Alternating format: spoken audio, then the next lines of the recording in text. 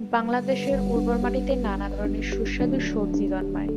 এর মধ্যে ৫টি জনপ্রিয় সবজি হলো লাউ, ঢেঁড়স, করলা, বেগুন, মিষ্টি কুমড়া। লাউ লাউ একটি লম্বাটে হালকা সবুজ রঙের সবজি। এটি সাধারণত গ্রীষ্মকালে বেশি পাওয়া যায়। লাউ শরীর ঠান্ডা রাখতে সাহায্য করে এবং হজম শক্তি উন্নত করে। লাউ পাতাও রান্নায় ব্যবহৃত হয়।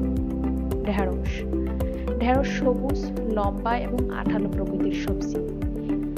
এটি ভাজি, ভর্তা এবং তরকারিতে ব্যবহার করা হয়।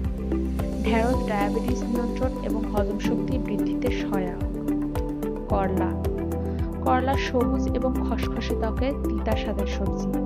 এটি রক্তের গ্লুকোজের মাত্রা কমাতে সাহায্য করে এবং রোগ প্রতিরোধ ক্ষমতা বাড়ায়। করলা ভাজি, ভর্তা এবং ভাজা পোড়া রান্নায় ব্যবহৃত হয়। বেগুন বেগুনি বা কালচে বর্ণের সবজি। এটি ভাজি, ভর্তা ও কারি রান্নায় ব্যবহৃত হয়। বেগুন ফাইবার ও অ্যান্টিঅক্সিডেন্ট সমৃদ্ধ এবং হৃদযন্ত্রের জন্য উপকারী। মিষ্টি কুমড়া হালকা হলুদ বা কমলা রঙের সবজি। এটি তরকারি, ভাজি ও ভর্তায় ব্যবহৃত হয়। মিষ্টি কুমড়ায় রয়েছে বিটা ক্যারোটিন, যা চোখের জন্য ভালো এবং রোগ প্রতিরোধ ক্ষমতা বাড়ায়। এই সবজিগুলো বাংলাদেশের খাদ্য সংস্কৃতির গুরুত্বপূর্ণ অংশ এবং পুষ্টিগুণেও অনন্য।